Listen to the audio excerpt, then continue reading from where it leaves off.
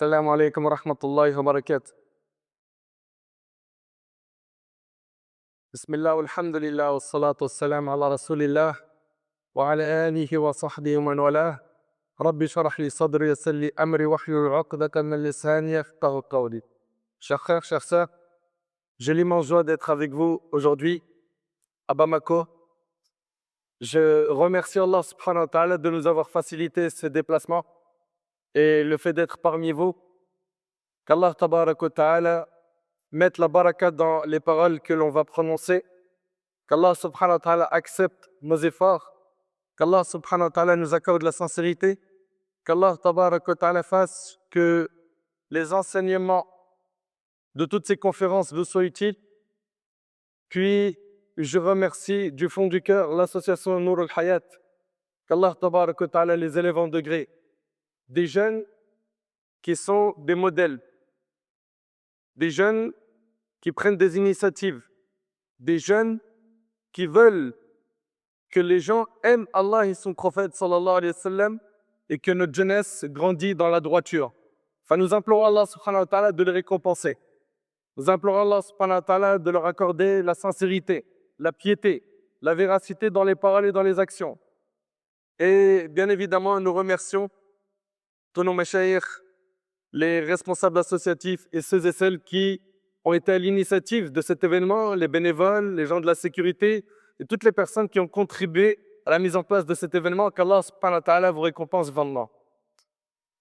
Après ceci, je tiens à vous dire que je suis vraiment très heureux d'être avec vous. Je vous aime pour Allah subhanahu wa ta'ala et je demande à Allah subhanahu wa ta'ala, comme il nous a réunis dans cette assemblée pour l'évoquer, pour l'invoquer, qu'il puisse nous réunir le jour du jugement dans le meilleur des endroits qui est le paradis, en compagnie de notre prophète Mohammed sallallahu alayhi wa sallam. Mes chers frères et sœurs, il m'a été demandé de parler sur les préjugés sur l'islam. Ce sujet-là est un sujet important, car aujourd'hui, notre religion, notre magnifique religion, notre sublime religion, est l'une des religions les plus touchées par les préjugés. Beaucoup de gens, malheureusement, parlent de l'islam sans le connaître.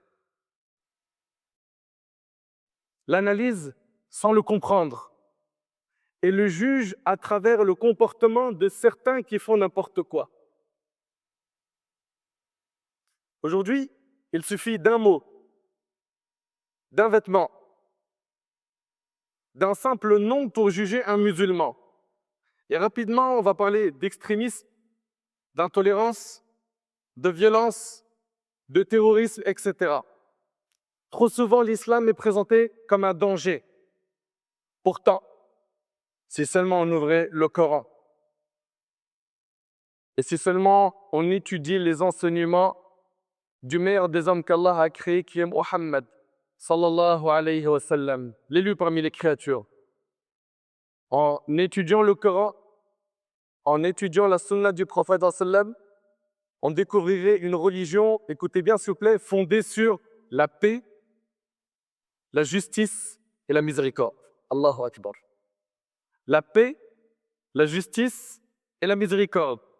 Aujourd'hui, là, je veux remettre la vérité à sa place. Et on va parler, Inch'Allah, de l'islam, pas avec nos opinions personnelles, non, mais avec des textes du Coran et de la sunna du prophète sallallahu alayhi wa sallam. Nous allons présenter le véritable islam, celui que beaucoup de gens malheureusement ne connaissent pas. Mais avant tout, on va déconstruire certains préjugés car cela est nécessaire. Premier préjugé, on entend souvent à travers certains médias que l'islam est une religion violente. Que l'islam est une religion violente. Mes chers frères, mes chères sœurs, dans le hadith rapporté par l'imam al-Tirmidhi, le prophète, lorsqu'il arrive à Médine, quand il a fait son émigration, il a quitté la Mecque pour arriver dans la ville de Médine, son premier commandement fut « Ô vous les gens, afshu salam, répandez le salut ». Et le mot salam, quand on dit aux gens salam alaikum, vous savez qu'est-ce que ça veut dire salam alaikum? C'est une invocation pour la sécurité contre tout mal. Quand tu dis à quelqu'un assalamu alaikum, tu invoques Allah en lui demandant de le protéger de tout mal. Ça, c'est la salutation des musulmans. Et le prophète, en arrivant à Médine, il a dit, oh, vous les gens, il a dit, propagez le salut, répandez le salut, respectez les liens de parenté, offrez à manger. C'est-à-dire quoi? Donnez à manger à ceux qui sont dans le besoin. Et priez lorsque les gens dorment, vous entrerez au paradis en toute tranquillité. Allahu Akbar. Dans une nouvelle société, avec des populations différentes et des risques de conflit, le prophète sallallahu alayhi wa sallam rappela l'importance capitale de répandre la paix et de s'abstenir de nuire aux autres. Subhanallah. Il posa ainsi les bases de 2 dimensions de la paix, sociale et personnelle. Sociale, répandez le salam, donnez à manger aux pauvres. Personnel, priez la nuit pendant que les gens dorment. Comprenez que l'islam est la religion de la paix et le nom même de l'islam est issu de la même racine du mot paix, as-salam.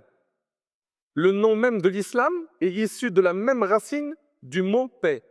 Et pour rapidement vous montrer avec des arguments concrets que notre religion n'a rien à voir avec la violence, avec le terrorisme, etc., voyons comment le prophète sallallahu alayhi wa sallam s'est comporté avec ses ennemis.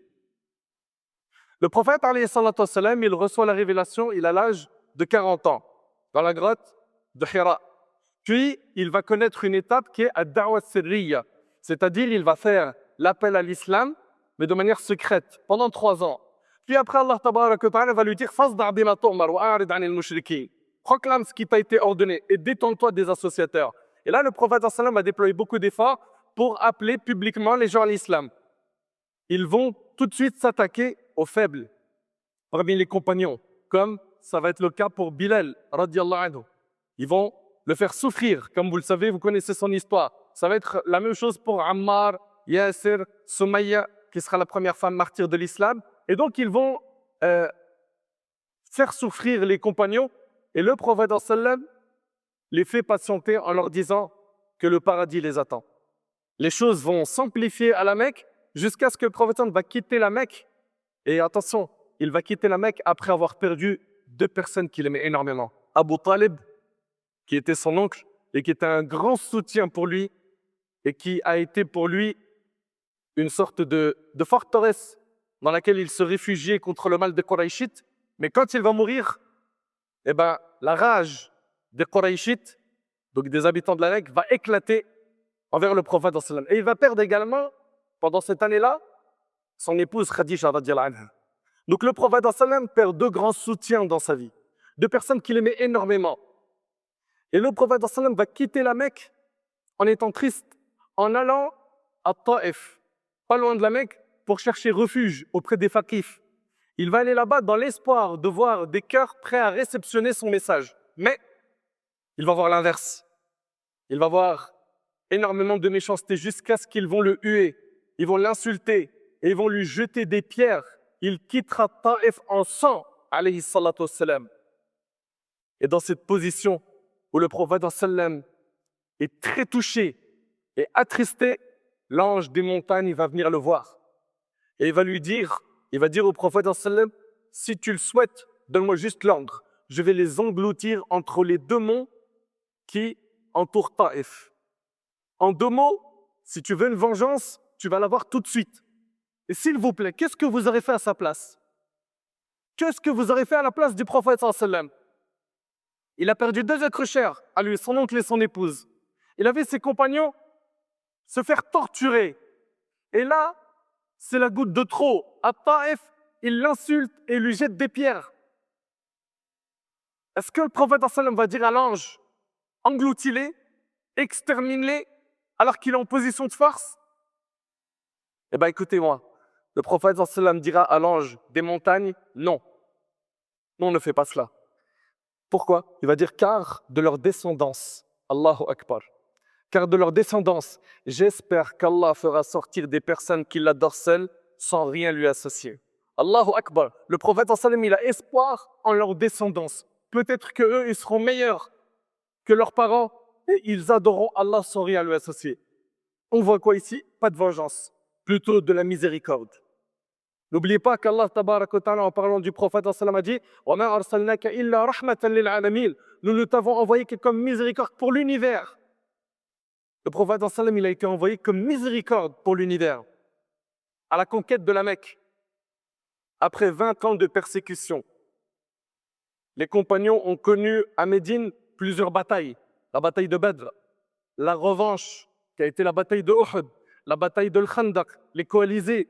Puis, ça s'est enchaîné avec Khaybar, Tabouk, etc. Et ils ont fait beaucoup de tort aux musulmans. Ils ont même calomnié son épouse Aïcha, radiallahu anha. Pendant 1 mois, une rumeur circulait comme quoi sa femme avait commis l'adultère avec Safwan, radiallahu anhu. Le prophète sallam a perdu dans la bataille de Uhud son oncle Hamza. Il était très triste pour lui.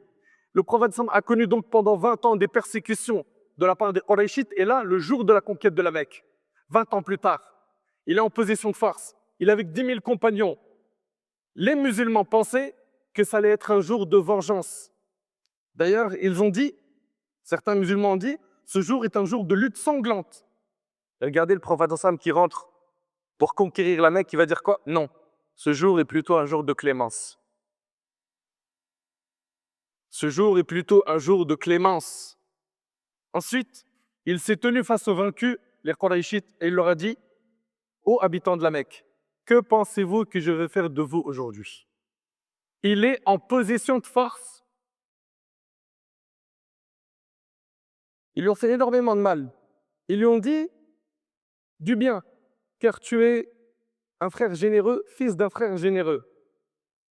Le prophète sallallahu alayhi wa sallam reprit en disant, je vais vous dire ce que le prophète Youssouf, vous connaissez le prophète Youssouf, Joseph, je vais vous dire ce que Youssouf avait dit à ses frères. Aucun blâme envers vous aujourd'hui, partez, vous êtes libres. Allahu Akbar. Allahu Akbar. Ça, c'est le comportement de notre prophète Mohammed sallallahu alayhi wa sallam, cet homme qui a été accusé aujourd'hui par certains d'intolérance et de violence. Ça, c'est le prophète alayhi salatu wa sallam. Notre religion n'a rien à voir avec la violence. Notre religion protège la vie humaine. Allah tabaraka wa ta'ala nous dit, et méditez bien s'il vous plaît sur ce verset. Allah ta'ala nous dit, min ajli dhalik, katabna ala bani Israël annahu ban qatala nassan bighayri nass, أو فساد في الأرض فكأنما قتل الناس جميعا ومن أحياها فكأنما أحيا الناس جميعا. C'est pourquoi nous avons prescrit aux fils d'Israël, quiconque tue un seul homme non coupable d'un meurtre ou d'un désordre sur terre est considéré comme s'il avait tué l'humanité entière. Et quiconque préserve la vie d'un seul homme est considéré comme s'il préservait la vie de l'humanité entière. Le grand savant Hassan al-Basri, on lui a posé la question, ce verset concerne-t-il uniquement les Banu Israël ou est-ce qu'il concerne tous les gens? Il a dit par celui dont il n'y a pas de divinité par lui, il concerne tous les gens. Ça veut dire quoi? Ça veut dire que celui qui tue un homme, c'est comme si il avait tué l'humanité entière. Subhanallah. L'islam sacralise la vie humaine et fait de la sécurité un pilier fondamental. Tuer un innocent est en islam un crime équivalent au meurtre de toute l'humanité. D'ailleurs, le terrorisme sème la peur. L'islam la combat. Le prophète a interdit toute terreur, toute violence aveugle et toute atteinte aux civils musulmans ou non. Le terrorisme repose sur l'injustice, la peur et le chaos, alors que l'islam est basé sur la justice, la miséricorde et la préservation de la vie humaine. Comprenez, mes chers frères, mes chères sœurs, que notre religion insiste énormément sur le respect de la vie, sur la paix, la sécurité, la stabilité des États. D'ailleurs, c'est pour cela qu'on a même l'opinion de la majorité des savants qui nous enseignent qu'il est interdit en islam de se rebeller contre un gouverneur injuste. Pourquoi? Car ce qui en découle est plus grand en termes de conséquences que l'injustice du gouverneur injuste. C'est le chaos qui en découle. C'est le meurtre de milliers d'innocents. Enfin, ceux et celles qui nous disent que notre religion appelle à la violence, avec ces quelques textes, on voit que notre religion n'appelle pas à la violence. Au contraire, l'islam protège la vie humaine. Deuxième préjugé, l'islam opprime les femmes. Chers frères, chères sœurs, l'islam considère la femme comme la moitié de la société et c'est elle qui met au monde l'autre moitié de la société. Notre bien-aimé Mohammed sallallahu alayhi wa sallam, dans un rassemblement immense, qui est le pèlerinage d'adieu, Hajjatul Wada', le prophète alayhi salatu wa sallam se retrouve avec en face de lui 100 000 compagnons. Et il est en train de donner les enseignements les plus importants à retenir dans ce rassemblement. Et parmi les grands enseignements qu'il va donner, alayhi salatu wa sallam, il va leur dire « Craignez Allah envers les femmes. Craignez Allah envers les femmes. Soyez bons envers les femmes. » L'islam a honoré la femme en tant que mère, en tant qu'épouse, en tant que tante, en tant que fille, en tant que sœur. Voyons quelques textes pour prouver cela. Dans un hadith rapporté par l'imam al-Bukhari et Muslim, le prophète, alayhi salatu wa sallam, un homme lui demanda au messager d'Allah, quel est celui qui mérite le plus que je lui tienne compagnie? Le prophète sallam a dit, ta mère. Il lui a dit, qui encore? Il lui a dit, ta mère. Il lui a dit, qui encore? Il lui a dit, ta mère. Il lui a dit, qui encore? Il lui a dit, ton père. 3 fois, il lui a dit, ta mère, et 1 fois, le père. La mère, celle qui a connu les douleurs de la grossesse. La mère, celle qui a connu les douleurs de l'accouchement. La mère, celle qui a connu les veillées pour allaiter son bébé et qui a sacrifié ses nuits pour que son bébé puisse vivre et grandir dans de bonnes conditions. Allah tabarak wa ta'ala a honoré la femme en tant que mère. Il y a un homme qui voulait partir en expédition militaire avec le prophète alayhi salatu wa sallam. À la fin du hadith, le prophète sallam, il lui a dit alayhi salatu wa sallam, ilzam rijlayha fa thamma al-jannah. Il lui a dit, reste plutôt au pied de ta mère, car c'est là où se trouve le paradis. Le paradis est sous les pieds des mères. La femme a été honorée en tant que mère, en tant que tante. Le prophète sallam a dit, al-khala bi manzilatil Il a dit, la tante maternelle est comme la mère. La tante a été honorée. L'islam a honoré la femme en tant qu'épouse. Allah Ta'ala a dit, wa'ashiruhunna bil ma'ruf. Ça veut dire quoi? Et comportez-vous avec elles, avec vos épouses, d'une manière bienveillante. C'est un ordre coranique. Allah nous dit, et comportez-vous avec elles, c'est-à-dire avec vos épouses, d'une manière bienveillante. Et le prophète a dit, les meilleurs d'entre vous sont les meilleurs avec leurs femmes. Et c'est rapporté par l'imam al-Tirmidhi. Donc l'épouse, elle a été honorée dans notre religion. L'islam a honoré la femme en tant que fille. Il faut savoir en fait qu'à l'époque des Arabes, la femme était humiliée. C'était un objet, elle n'avait pas de valeur. Et l'islam l'a valorisée. Il l'a valorisée en tant que mère, en tant qu'épouse, en tant que fille. Avant, quand ils avaient une fille, c'était une honte. Ils l'enterraient vivante. C'est ce que faisaient les Arabes. Allah tabarak wa ta'ala nous dit dans le Coran, Lillahi mulku samawati wal ard, yakhluqu ma yasha, yahabu liman yasha'u inatha, wa yahabu liman yasha'u dhukur, aw yuzawwijuhum dhukranan wa inatha, wa yaj'alu man yasha'u aqima, innahu alimun qadir. À Allah seul appartient la royauté des cieux et de la terre. Il crée ce qu'il veut. Et suivez bien, Allah va commencer d'abord par les filles. Allah dit, il fait don de filles à qui il veut. Allah a considéré qu'avoir une fille, c'est un don, c'est un cadeau. Il fait don de filles à qui il veut et don de garçons à qui il veut. Il accorde à la fois garçons et filles et il rend stérile qui il veut. Il est omniscient et omnipotent. Dans un hadith, le prophète sallallahu alayhi wa sallam a dit, écoutez bien, celui qui a entretenu 2 filles jusqu'à leur puberté, nous sommes, moi et lui, quand il viendra au jour de la résurrection, comme ses 2 doigts, l'index et le majeur. Allahu Akbar. Celui qui a 2 filles et qui s'occupe d'elles comme il le faut, il viendra le jour du jugement avec le prophète sallam comme ça. Dans un autre hadith, le prophète il parle toujours de celui qui a 2 filles. Il dit, et qui se montre bien bon envers elles, elles seront pour lui une protection contre l'enfer. Elles seront pour lui une protection contre l'enfer.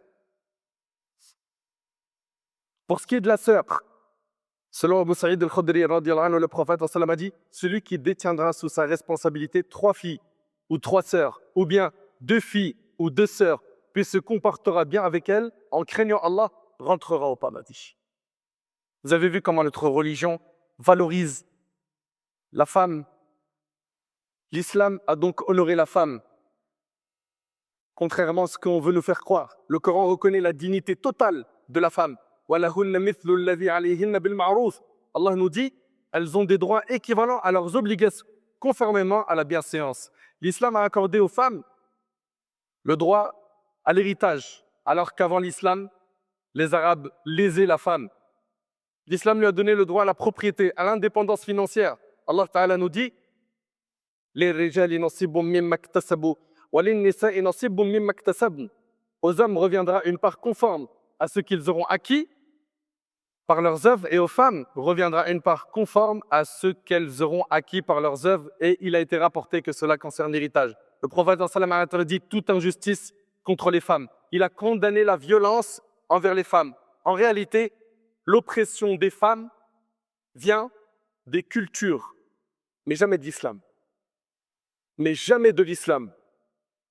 Troisième préjugé, l'islam empêche la liberté religieuse. Certains disent que nous, en tant que musulmans, nous contraignons les gens à devenir musulmans. Allah tabarak wa ta'ala dit au prophète sallallahu alayhi wa sallam, le meilleur des hommes, Afa'anta tukrihu an-nas hatta yakunu mu'minin. Est-ce à toi de contraindre les hommes jusqu'à ce qu'ils soient croyants? Allah tabarak wa ta'ala dit également, La ikraha fi ad-din, point de contrainte en religion. Et ce verset n'a pas été abrogé. Point de contrainte en religion. Subhanallah. Le prophète sallallahu alayhi wa sallam n'a jamais contraint un non-musulman à se convertir, même lorsqu'il avait le pouvoir total. Il a laissé, comme vous le savez, à Médine, aux juifs, aux non-musulmans, la liberté de culte. Ils avaient donc la liberté de culte. L'islam émane de la foi par le cœur, jamais par la force. Jamais par la force. Troisième préjugé, l'islam rejette la modernité et le progrès. Souvent on entend, c'est une religion d'arriérés, de bédouins, de gens qui sont contre les technologies nouvelles. Quand on médite sur le Coran, le livre d'Allah, le Coran encourage à la réflexion. Allah Ta'ala nous dit « Afala tatafakkarun » ne réfléchissez-vous donc pas ? « Afala yanzuruna ila al-ibili kayfa khuliqat » ne voit-il pas comment les chameaux ont été créés? On voit ici des appels répétés à observer, analyser, réfléchir. Notre bien-aimé alayhi salatu wassalam, dans le hadith rapporté par l'imam Muslim, a dit aux compagnons concernant les affaires de ce bas monde, il leur a dit « Vous êtes plus savants dans les affaires de votre vie. » Vous êtes plus savants dans les affaires de votre vie. C'est un encouragement clair au développement humain, technique, organisationnel, etc. L'histoire islamique prouve cette compatibilité. Et je vais vous citer quelques-uns des grands génies de la pensée universelle qui, dès le 7e siècle, inventèrent et développèrent à haut niveau les disciplines scientifiques et techniques, modifiant ainsi fondamentalement les mentalités et les sociétés humaines. Ils étaient tous musulmans. Et notez bien, on a Mohammed ibn Moussa al-Khawarizmi. Est-ce que vous avez déjà entendu parler de lui? Al-Khawarizmi. Il est né en 800, mort en 847. On l'appelle le père de l'algorithme.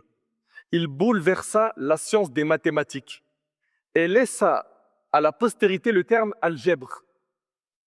Algèbre, issu de son livre le plus célèbre, Kitab al-Jabr wal-Muqabala. Ce livre n'a cessé d'être source d'inspiration et objet de commentaires des mathématiciens, non seulement en arabe et en persan, mais aussi en latin et dans les langues de l'Europe de l'Ouest jusqu'au XVIIe siècle.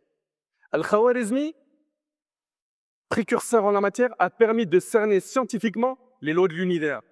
Il ouvrit la porte aux sciences. Abu Bakr, Mohammed ibn Zakaria al-Razi, ou bien Razès. Il est né en 865, mort en 925, inventeur des antibiotiques. Vous entendez? Il s'agit ici de musulmans. Pour ceux qui nous disent que les musulmans sont contre la science, le progrès, écoutez, inventeur des antibiotiques, il est l'un des plus grands médecins de tous les temps. Il y a 600 ans, écoutez attentivement s'il vous plaît, il y a 600 ans, le seul livre de la bibliothèque de la faculté de médecine de Paris était son ouvrage. Allahu Akbar. C'était le seul manuel que les médecins du roi Louis XI consultaient pour soigner le souverain. Al-Razi reste pour l'histoire un génie incontesté. Omar ibn al-Haytham ou Al-Hazin, né en 965, mort en 1039. Ce génie de l'histoire conçut une théorie du mouvement planétaire. Il est le fondateur de l'optique. de la physique. Il inventa les lentilles, le télescope, ainsi que les lunettes. Alhazen a devancé, en matière de sciences expérimentales, Roger Bacon, Léonard de Vinci ou encore Galilée. Il demeure l'un des plus grands penseurs de l'histoire des sciences. Abu Marwan ibn Zuhr, né en 1091, mort en 1162, grand clinicien. Il est l'un des fondateurs de la médecine. Son ouvrage le plus important est un corpus pratique de thérapie médicale et alimentaire. Abul Walid ibn Rushd ou Averroès. Vous avez déjà entendu parler de lui? Averroès. Né en 1126, mort en 1198. Expert en théologie, en droit, en astronomie, en philosophie et en médecine. Ali ibn al-Abbas, mort en 995. Expert en embryologie et en gynécologie. Subhanallah. Ibn al-Nafis, né en 1210, mort en 1288. Il découvrit la petite circulation du sang 300 ans avant Michel Servet. Ces savants sont des personnes très connues dans le monde scientifique. Certains d'entre eux ont eu des positions controversées sur les questions de dogme, mais là n'est pas le débat. Il s'agit juste de montrer que ce sont des personnes qui ont pu exceller dans le droit musulman et dans les sciences mondaines. L'islam n'est pas un frein au progrès, il en a été un moteur. Enregistrez ça s'il vous plaît, barakallahu fikoum. Il en a été un moteur. Notre religion est basée sur la miséricorde et elle est basée sur la justice. Concernant la justice, Allah nous dit dans le Coran « Kunu qawwamina bil qist » et dans le verset Allah il nous dit « Walaw ala anfusikum » Observez strictement la justice et dans le verset Allah nous dit « Fût-ce contre vous-même » Soyez juste, fût-ce contre vous-même. Une religion violente n'aurait jamais révélé un verset pareil. Notre religion nous impose d'être juste envers les musulmans, envers les non-musulmans. Pas de favoritisme. Non, pas d'injustice communautaire. Même envers l'ennemi, notre religion nous demande d'être juste. Allah nous dit que l'aversion qu'éprouvent les incroyants, pour vous, ne vous incite pas à être injuste. Au contraire, vous devez quand même rester juste. Même en temps de guerre, l'injustice est interdite. Subhanallah, l'exemple de Omar avec le jeune copte. Dans l'ouvrage Al-Wilaya al-Buldan, cette histoire-là, en résumé, un jeune copte a été frappé par le fils du gouverneur. Un jeune copte a été frappé par le fils du gouverneur, le gouverneur musulman. Omar fait venir le père et dit au copte, frappe le fils de celui qui t'a frappé. Puis il a dit sa phrase célèbre, depuis quand asservissez-vous les hommes alors que leurs mères les ont mis au monde libre? Alors que leurs mères les ont mis au monde libre. Une justice qui inspire encore le monde entier. Notre religion appelle à la miséricorde envers les humains, envers la nature, envers les animaux, envers les oiseaux, envers tout ce qui nous entoure. Allah Ta'ala nous dit وَمَا أَرْسَلْنَاكَ إِلَّا رَحْمَةً لِلْعَالَمِينَ. Allah parle du prophète en disant nous ne t'avons envoyé que comme miséricorde pour l'univers. Et le prophète a dit, méditez bien, Ar-Rahimouna yarhamuhum ar-Rahman. Les miséricordieux, le miséricordieux leur fera miséricorde. Les miséricordieux, soyons miséricordieux envers ceux qui nous entourent. Soyons doux, montrons de la compassion, montrons aux gens qu'on veut leur bien. Car notre religion nous demande cela. Les miséricordieux, le miséricordieux leur fera miséricorde. Faites miséricorde à ceux qui sont sur terre, celui qui est au ciel vous fera miséricorde. Notre religion nous appelle à la miséricorde envers les animaux. Le prophète a raconté qu'une femme est entrée en enfer pour avoir enfermé un chat. Est-ce que vous réalisez un petit peu? Une femme est entrée en enfer pour avoir enfermé un chat. Et notre prophète nous a raconté qu'un homme a été pardonné pour avoir donné à boire à un chien.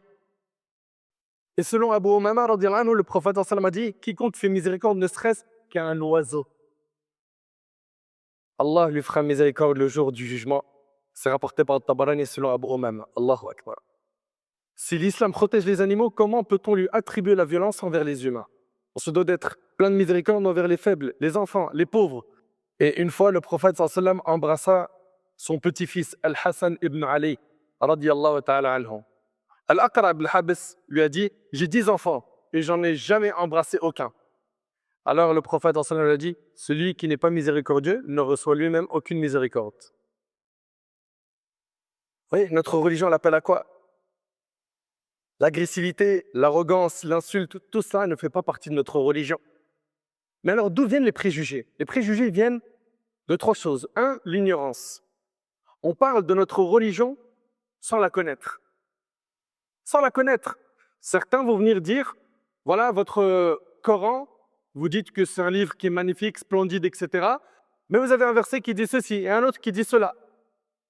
Mais les versets, les as-tu étudiés? Ah, parce qu'il faut étudier le Coran, et ça c'est ce qu'on entend. Pourquoi? Le Coran n'est-il pas un livre accessible à tout le monde? Alors effectivement, le Coran est un livre qui est accessible à tout le monde, sauf que nous y trouvons dans le Coran des règles juridiques. Et ces ahkam-là, ayatul ahkam, les versets qui concernent les règles, je suis désolé, il faut les avoir étudiés. Il faut les avoir étudiés.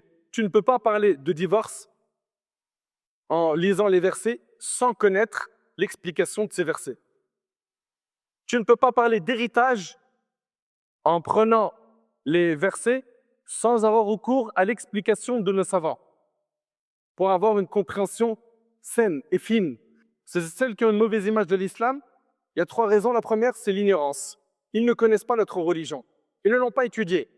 Et ceux qui viennent vous voir, il faut dire, oui, mais votre religion, elle dit ceci et cela. Excuse-moi, est-ce que tu as étudié notre religion? Es-tu théologien? Es-tu théologienne? Non. Ok, viens, on t'explique. Mais ne te mets pas dans une position où tu nous enseignes que notre religion appelle au mal.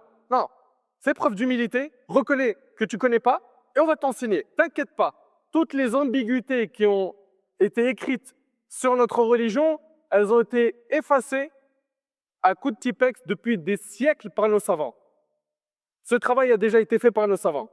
Donc, la première raison des préjugés, c'est l'ignorance. On parle d'une religion qu'on ne connaît pas. Deuxième raison qui fait qu'on a ces préjugés aujourd'hui, c'est ce que propagent certains médias.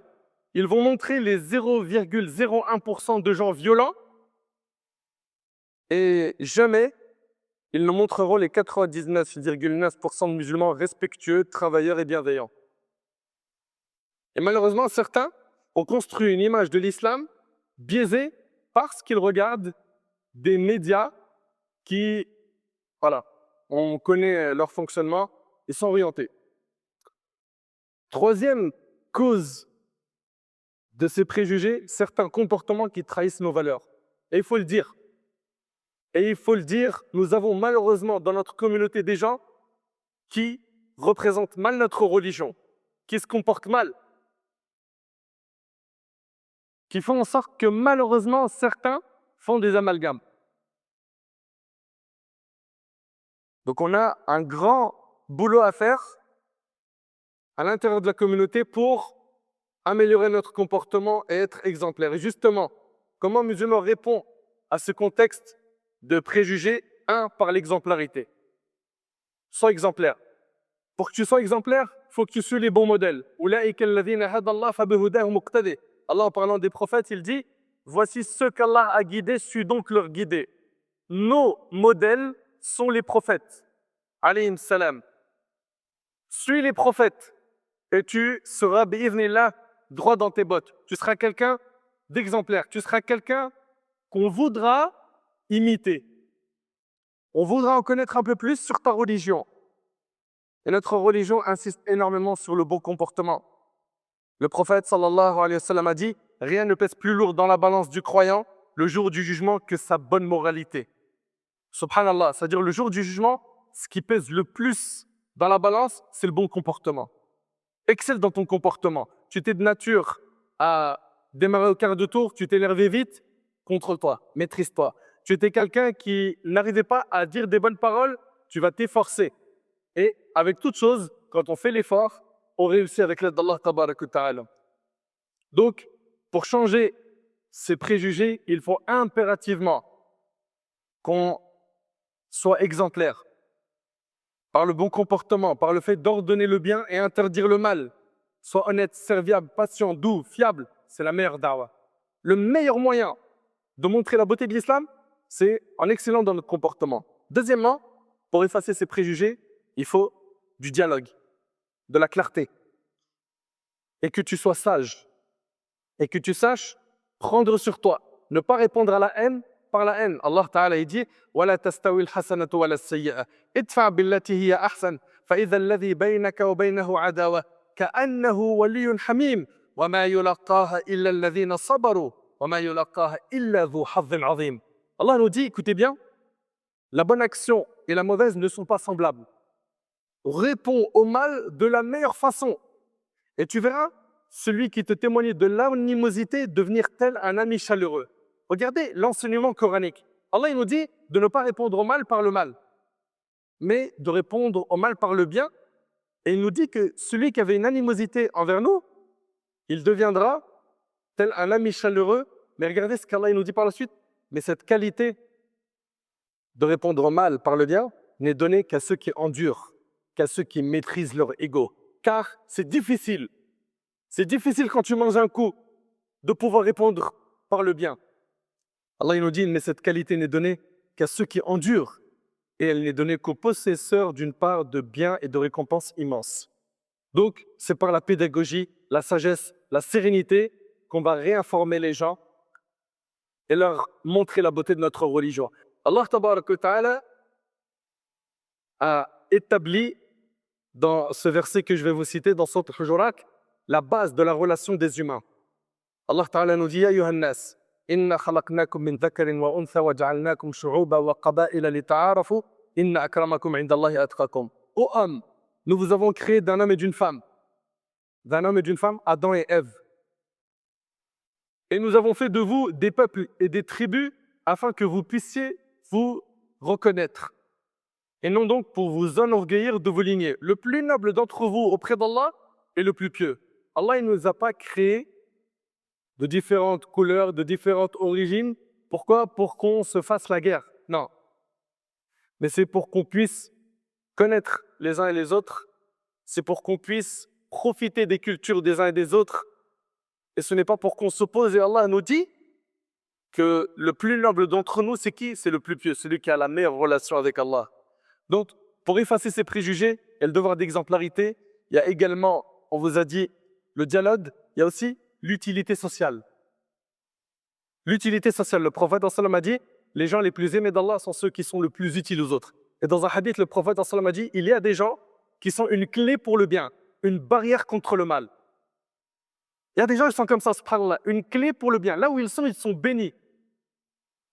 Là où ils sont, ils apportent du bien, de la malfa, de l'utilité, soit de cela, afin d'effacer de la tête des gens ces préjugés qu'ils ont. Wallahi, qu'en excellant dans notre comportement et en étant utile, que ce soit dans un volet social, humanitaire ou autre, en apportant quelque chose, en contribuant à l'amélioration de la société, les gens voient. Ils regardent effectivement les médias, mais ils voient le concret. Le concret, c'est la vie de tous les jours. C'est comment mon voisin musulman se comporte avec moi, comment mon collègue de travail musulman se comporte avec moi. D'où le fait qu'on a ce grand devoir d'exceller et d'être utile. Et aussi, ça va passer par la science. La science va te permettre d'effacer les préjugés, car plus tu connais la religion, moins tu es atteint par les préjugés. Voilà, mes chers frères, mes chères sœurs, en résumé, ce qu'on avait à vous dire sur ce sujet qui, en réalité, demanderait des heures et des heures, mais on a voulu résumer des points qui sont assez importants. Et pour conclure, l'islam n'est pas une menace. Non, l'islam est une lumière, une miséricorde, une justice, une voie de paix. Allah tabarak wa ta'ala il dit Man amila salihan min dhakarin aw untha wa huwa mu'min falanuhyiyannahu hayatan tayyiba. Quiconque, homme ou femme, fait des bonnes œuvres tout en étant croyant, nous lui ferons vivre une bonne vie. Allah il a promis la bonne vie à celui qui fait des bonnes actions en étant croyant. Donc notre religion est la clé pour pouvoir être épanoui et être heureux sur terre. Tu veux être heureux, le grand bonheur, tu ne le connaîtras qu'en ayant la foi. Car la foi, c'est cet élément qui, lorsqu'il s'installe dans le cœur, Wallahi al-Azim, la vie prend une autre tournure. La vie prend une autre tournure. Tu es apaisé, tu es bien intérieurement, ton cœur est connecté à Allah subhanahu wa ta'ala. Donc notre rôle aujourd'hui est simple, c'est incarner cette lumière, montrer par notre comportement le vrai visage de l'islam. Soyons des preuves vivantes que les gens voient l'islam dans nos actes avant même de l'entendre dans nos paroles. et disons au monde sans aucun complexe, voici ce qu'est vraiment l'islam. J'implore Allah tabarak wa ta'ala de faire que ce rappel nous soit utile. J'implore Allah subhanahu wa ta'ala de nous utiliser dans le bien jusqu'à notre dernier souffle. J'implore Allah tabarak wa ta'ala de nous pardonner nos manquements, de faire de nous des pieux, de faire de nous des clés pour le bien, des barrières contre le mal. J'implore Allah tabarak wa ta'ala de nous accorder une bonne compréhension de sa religion et de nous accorder une bonne fin.